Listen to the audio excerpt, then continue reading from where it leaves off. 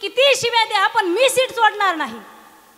Seat सोडायलाच तयार नाही. एक पायलट होता शिल्लकचा, तो आला आणि त्याच्या कानामध्ये काहीतरी सांगितलं. जे सीट सोडत नव्हतं ते उठलं पलीकडच्या सीटवर जाऊन बसलं.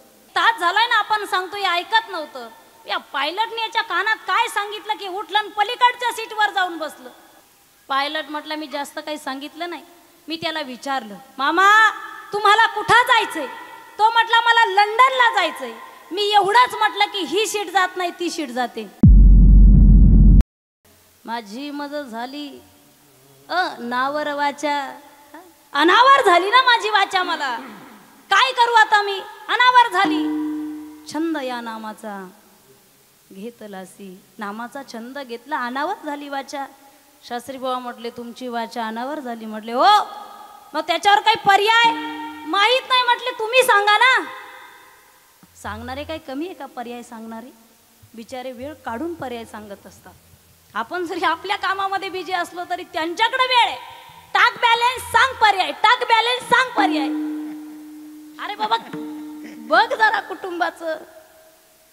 लोकांच्या रोजाने जाते ना पत्नी, तिचं बघ काय करायचंय. मुलगी लग्नाला आली तिचं बघ. टाक बॅलन्स पर्याय. शास्त्री बाबा पर्याय सांगू लागले. तू गोवराय म्हटले काय पर्याय? म्हटले वाणी ऐकत नाही ना, मग चांगला पर्याय. म्हटलं कोणता? हे बघा म्हटलं, वाणी जर ऐकत नसेल, बोलतच असेल, तोंड जर बोलत असेल, तोंड दाबून धरल्यानंतर बोलता येत नाही बरं का. शास्त्री बाबा म्हणू लागला, शास्त्री बाबा तोंड दाबून धरलं ना बोलता येत नाही. म्हणे कस काय? एकदा काय झालं म्हटले, बैठक बसली घरामध्ये आणि 2-3 वर्षाचं लेकरू खेळत खेळत आलं आणि वडला समोरच वडिलाच्या मित्राला सांगू लागलं, बरं का मामा आमचे मम्मी पप्पा ना दिसतात तेवढे सोपे नाही. असे भांडतात, असे भांडतात. पप्पा मम्मीला शिव्या देतात. एक शिवी दिली का मम्मी एक लाटणं टाकती. एवढ्या गडबडीमध्ये पोराचा बाप बोला ना, आम्ही आंधळे तुम्ही बहिर आहेत का? क्या बात आहे. आता थोडंसं चार्जिंग होता होता शेवटपर्यंत होईल 2-3 कीर्तनानंतर. पोराचा बाप एवढ्या गडबडीमध्ये लेकराचं तोंड दाबतो. शास्त्री बाबा म्हटले, तुकाराम महाराज एक काम करा ना, तुमची वाणी जर तुमचं ऐकत नसेल, अनावर झाली असेल, तोंड दाबा. म्हटले तुकोबराय म्हटले मग चांगला पर्याय जर असेल तर तुमच्याच हाताने उद्घाटन, तुमच्या हाताने करा ना उद्घाटन. शास्त्री बुवाने ऐका, तुकोबरायचा ज्वलंत परमार्थ होता. शास्त्री बुवाने जेव्हा तुकाराम महाराजांचं तोंड दाबलं, तुकाराम महाराज शांत बसले. शास्त्री बुवा नामचिंतन करू लागला. अरे एक तोंड बंद होईल, एकच बंद होईल, हजारो उघडतील. सावध बर का शास्त्री बुवा. विठ्ठल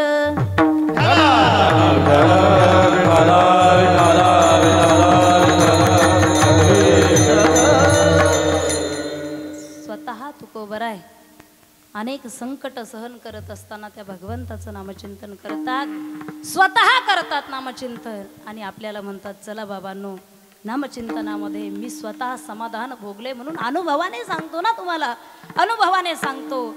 सदा नाम घोष करू हरी कथा, तेने सदा चित्ता समाधान. ज्या चित्ताबद्दल समाधान प्राप्त करायला तुकोबराय सांगतात, त्या चित्ताचा शास्त्राप्रमाणे जर आपण अभ्यास केला तर चित्त कसं आहे, चित्त कसं आहे. चरणे शेळियाचे, धावणे वारियाचे, जळणे अग्नीचे भलतेची असो. माऊली ज्ञानोबराय वर्णन करतात चित्त मन कसं आहे. चरणे शेळियाचे, धावणे वारियाचे, जळणे अग्नीचे भलतेची असो. म्हैस बिचारी एकाच ठिकाणी चरत असते, पण शेळी इथं एक पान तिथं एक पान. ज्ञानोबराय म्हणतात 750 वर्षापूर्वी, हे मन कैसे होडे पाहो तरी न सापडे, यरवी राटवया थोडे त्रिलोक्य या. ज्या मनाबद्दल समाधान प्राप्त व्हावं तुकोबराय वर्णन करतात, हे मन कैसे होडे पाहो तरी न सापडे.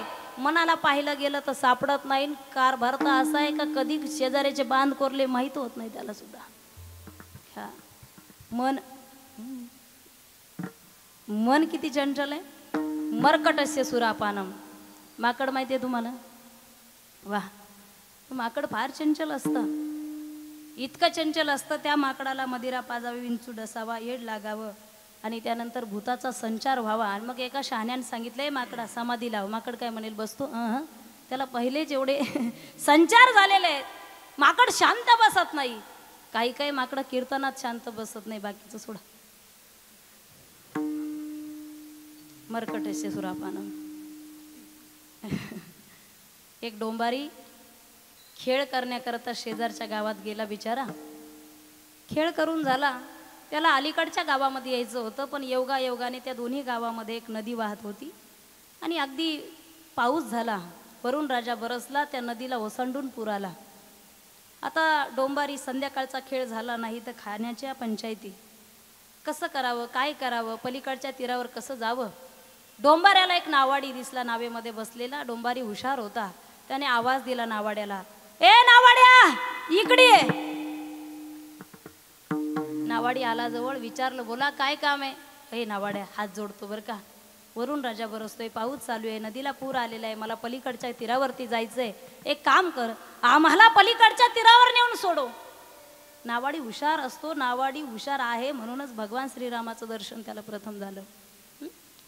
नावाडी म्हटलं, आम्हाला म्हणताय, एकटेच दिसताय, किती पॅसेंजर आहेत, किती सीटा आहात तुम्ही, एकटे दिसताय. डोंबारी म्हटलं, मी एकटा नाही आहे, माझ्याबरोबर आणखी 2 जण आहेत. म्हटले कोण आहेत. मी एक आहे म्हटलं, एक बोकड आहे, दुसरं माकड आहे. वा,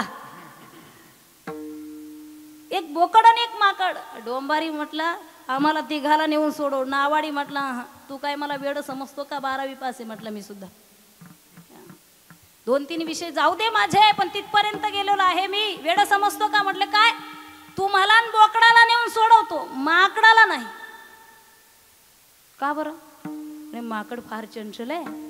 या माकडाने जर, आता नाव माहिती आहे तुम्हाला, या माकडाने जर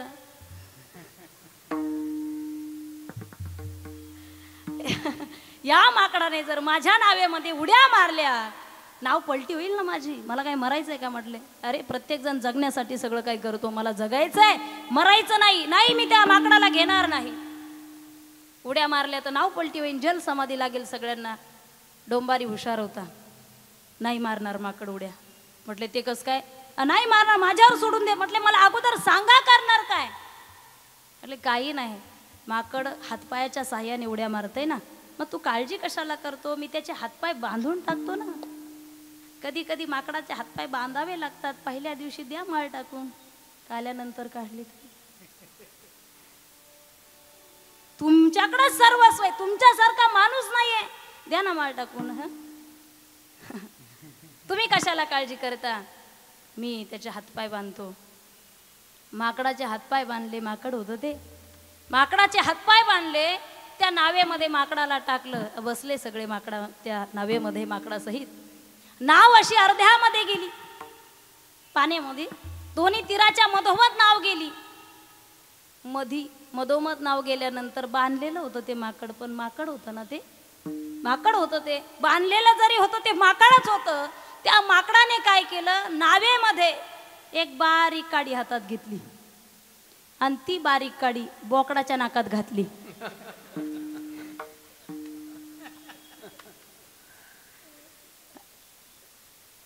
जसं माकड उधळणार नाही, त्याच्यापेक्षा जास्त बोकड उधळलं. मग सगळ्यांना जल समाधी. दृष्टांत संपला. माझा सिद्धांत महत्वाचा आहे. मरकटस्य सुरापानं. माणसाचं मन चित्त हे माकडापेक्षा चंचल आहे, माकडापेक्षा चंचल आहे. म्हणून तरी तुकोबाराय म्हणतात, तेने सदा चित्ता. त्या नामचिंतनामध्ये एवढी ताकद आहे की तेने सदा चित्ता समाधान. समाधान फक्त ऐकणारा शहाणा असला पाहिजे, मग समाधान. ऐकणारा शहाणा असेल तर मग समाधान. मूर्खस्य गात्रानी वर्धंती किंतुम तेषाम ज्ञानम न वर्धंती. शहाण्या माणसाला उपदेश करणं ही सोपी गोष्ट असते. शहाण्याला एक बात, मूर्खाला सारी रात जैसे थे, सकाळी कुठं कधी कसं गेलं विसरून सगळं. शहाण्याला सांगणं ही सोपी गोष्ट आहे, मूर्खाला सांगणं अवघड आहे. मूर्खाला डोकं लावणं ही सगळ्यात मोठी सत्व परीक्षा आहे बरं का आपल्या जीवनातली.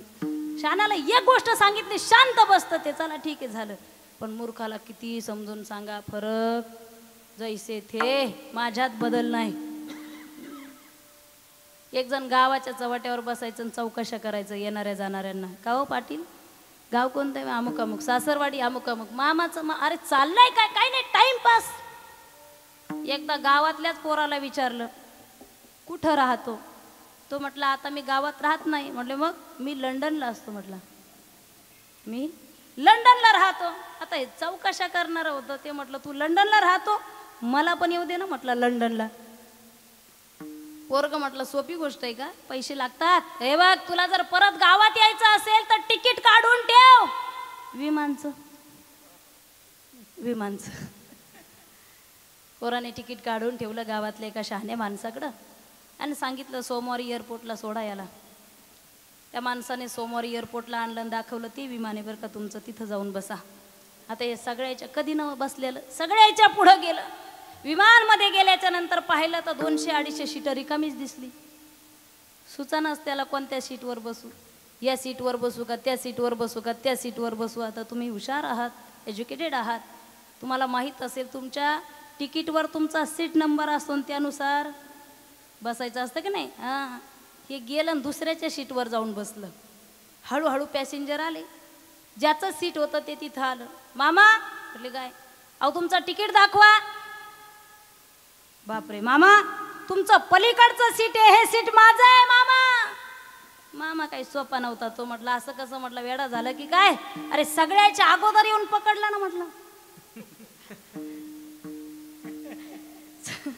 सगळ्याच्या अगोदर येऊन सीट पकडलं. नाही म्हटलं मी नाही उठणार. हे काय साधं सीट आहे का? म्हटलं अरे एसटीत तर बाहेरून रुमाल टाकतो म्हटलं, मग आयटीत जातो पण सीट सोडत. गावचे 25 वर्ष झाले, किती खर्च होऊ द्या, सीट आपल्याकडेच आहे. म्हटलं हे तर विमानचं आहे, नाही सोडणार. ज्याची सीट होती ते वैतागलं, गेलं 2 हवाई सुंदर्या घेऊन आलं. ते असतातच तर काय पर्यायच नाही. त्या हवाई सुंदर्या आल्या. आता त्यांना 2-3 भाषा येते. ते आल्याबरोबर फर्स्ट इम्प्रेशन इंग्लिशमध्ये बोलू लागल्या. आता याला कशाची इंग्लिश भाषा? इंग्लिश भाषा माहीत नव्हती, इंग्लिश माहीत होती.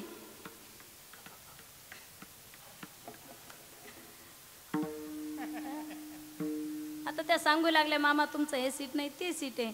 हा म्हटला हे बघा मावशी तुम्ही किती शिव्या द्या, तुम्ही किती शिव्या द्या, पण मी सीट सोडणार नाही.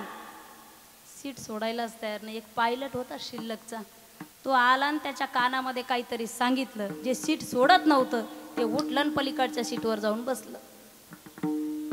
बाकीच्या लोकांना प्रश्न पडला, अरे 1 तास झालाय ना आपण सांगतो, हे ऐकत नव्हतं. या पायलटने याच्या कानात काय सांगितलं की उठलं पलीकडच्या सीटवर जाऊन बसलं. एका सज्जन माणसाने पायलटवाल्याला विचारलं, दादा आमचं ऐकत नव्हतं, तुमचं ऐकून पटकन उठलं, तुम्ही असं त्याच्या कानामध्ये काय सांगितलं? पायलट म्हटलं मी जास्त काही सांगितलं नाही. मी त्याला विचारलं मामा तुम्हाला कुठं जायचंय? तो म्हटला मला लंडनला जायचंय. मी एवढंच म्हटलं की ही सीट जात नाही ती सीट जाते.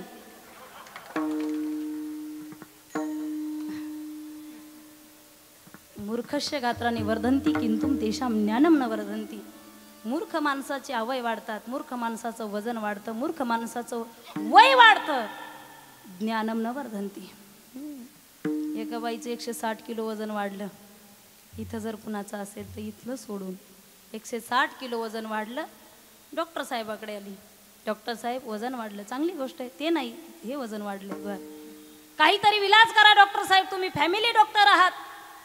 डॉक्टर म्हटले काळजी करू नका, मी आहे ना, म्हटले देतो तुम्हाला औषध, काळजी करू नका, माझा 100% गुण येतो. पण घरात पत्नीला नाही, बाहेर तुम्हाला. काळजी करू नका.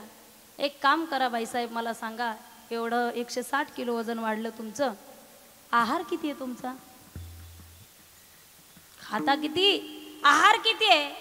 मावशी म्हटले जास्त नाही, 20च चपात्या खाते फक्त. अगदी फक्त 20 चपात्या खाते, 10 वाट्या भात लागतो, पातीला भरून वरण लागतं, जास्त नाहीये, थोडंच म्हटले. डॉक्टर साहेब म्हटले आता काळजीच करू नका, तुम्ही एक काम करा, 20 चपात्या खाता ना, 10च घ्या, त्यातले 10च खा, 10 वाट्या भात लागतो ना, मग 5च घ्या. पातीला भरून वरण लागतं ना, अख्खं निम्म पातीला घ्या, अर्धच पातीला घ्या. आणि हेच औषध म्हणून समजा, काळजी करू नका. तरी सुद्धा बाई म्हटली, डॉक्टर साहेब हे औषध जेवणाच्या अगोदर घ्यायचे की नंतर? मूर्खस्य गात्राणि वर्धन्ति किंतु तेषां ज्ञानं न वर्धन्ति. अवघड गोष्ट आहे ना. आणि किती मूर्ख एकत्र आल्याच्या नंतर अखंड हरिनाम सप्ताह होणार आहे. शहाणे लागतात ना, ज्ञानी लागतात ना, त्यासाठी ज्ञानी लागतात. अरे मूर्ख जर एकत्र आले तो गधे को गधे मिल गए. दो लाता. एक येडं हायवे रोडवरून म्हशीवर बसून चाललं होतं. खालून एक येडं भेटलं. अरे कुठं चालला? पुणे चौकात चाललो म्हटले. पुढे अरे पुढं चौकात तर पोलीस आहे म्हटले. मग तुला पकडतील म्हटलं. कसं काय पकडतील? म्हशीवरचं येडं म्हटलं. खालचं येडं म्हटलं. अरे तू कुठं हेल्मेट घातले? म्हशीवरचं येडं म्हटलं. हेल्मेट घालायला ही म्हैस काय 2 व्हीलर आहे का म्हटले.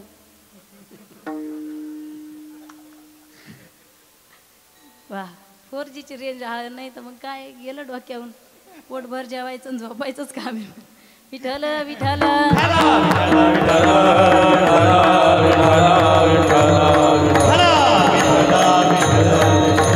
संतांना सायास करून का सांगावं लागलं?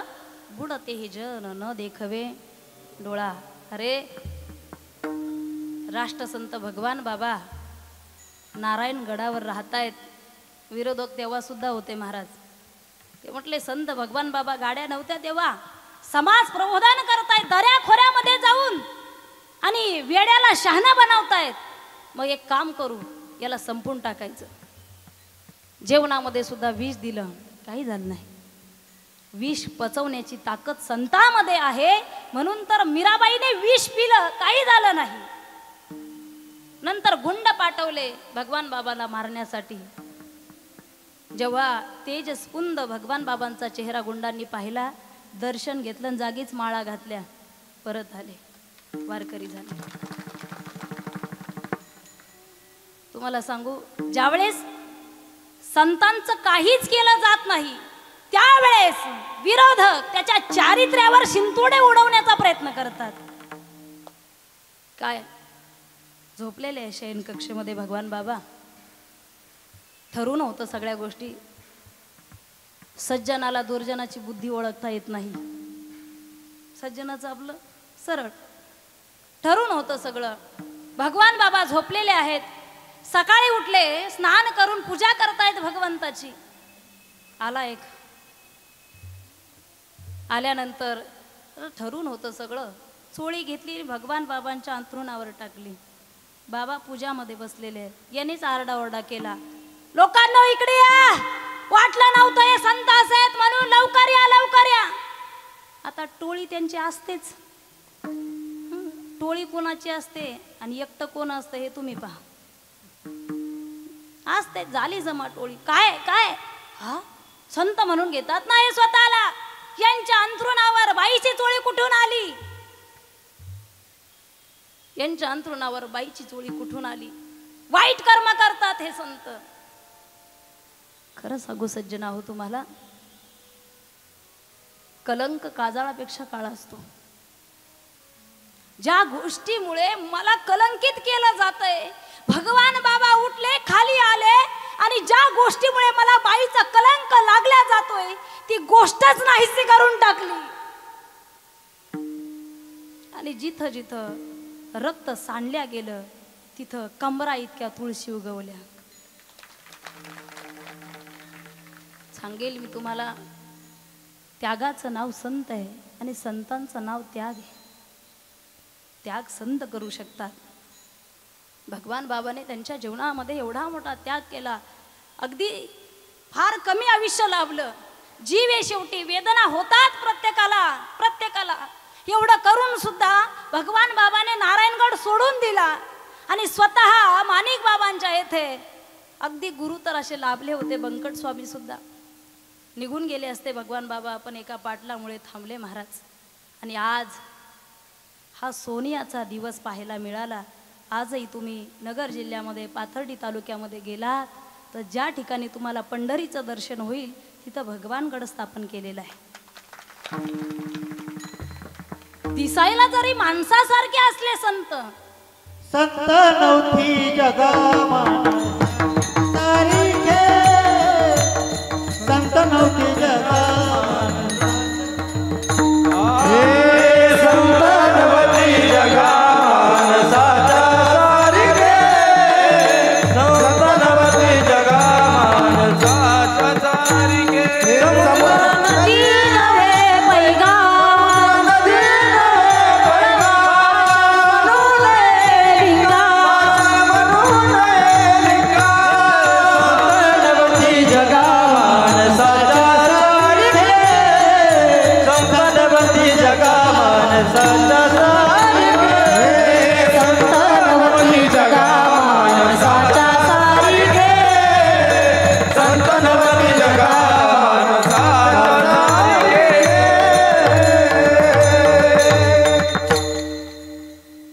संत नवती जगा मानसाच्या सारिके संत न होती जगा मानसाच्या सारिके समुद्र नदी नव्हे पैगा पाषाण म्हणू नये लिंगा हाताला दगडासारखं लागलं म्हणजे पिंडीला पाषाण म्हणू नये संत नवती न होती जगा मानसाच्या सारिके दिसायला जरी माणसासारखे दिसायला जरी माणसासारखे भगवंतापेक्षा कृती मोठी आहे महाराज माझ्या संतांची भगवंतापेक्षा सुद्धा मोठी आहे त्यागाचं नाव संत आहे एकदा नाथ महाराजाकडे एक बाई आली 2 वर्षाचं लेकरू घेऊन 2-3 वर्षाचं महाराज संत आहात तुम्ही म्हटले हो मग मी असं ऐकलंय की एका जनार्दनी संत पूर्ण करीती काय म्हणणं आहे बाईला विचारलं काही नाही महाराज हे लेकरू गुळ खातंय हो ऐकतच नाही जर गुळ खायला दिला नाही तर जेवत नाही सारखं रडतंय आईचं असं प्रेम असतं लेकरावरती ऐसी कळवळ्याची जाती करी लाभाविन प्रीती शेजारचा म्हटलं मूर्ख मुलं आहेत पेताडे चांगले नाही आई म्हणते हे बघ चहा घेऊन जाय नाश्ता करून जाय माझ्या लेकराला म्हटलेलं मी सहन करणार नाही महाराज गुळ खाताय लेकरू ऐकत नाही त्यागाचं नाव संत आहे लक्ष द्या नाथ महाराज म्हटले बाई एक काम करा म्हटले काय 1 आठवड्याने या बाईला वाटलं आठवडाभर औषध करून ठेवतात की काय नाथ महाराज 1 आठवड्याने बाई त्या बाळाला घेऊन आली महाराज काय औषध देताय सांगा ना गुळ खायचं थांबलं नाही महाराज म्हटले औषध काहीच नाही बाळाला सांगितलं ए बाळा आजपासून गुळ खायचा नाही बघा अहो महाराज एवढे 2च शब्द सांगायचे होते तर मग 8 दिवसापूर्वी सांगायचं ना 8 दिवस गेले त्याच्यासाठी फक्त 2 शब्द सांगण्यासाठी गुळ खाऊ नको फक्त हे 2 शब्द सांगण्यासाठी महाराज म्हटले 8 दिवस सांगण्यासाठी गेले नाही माझा गुळ बंद करण्यासाठी मी स्वतः गुळ खाण्याचा बंद केला 8 दिवस गेले ना त्याच्यासाठी मग सांगतोय स्वतः केलं आणि मग सांगितलं खऱ्या अर्थाने त्यागाचं नाव संत आहे आणि ते संत म्हणतात बाबांनो नामचिंतनाने आनंद असा आहे अभंगाचं 2रं चरण सर्व सुख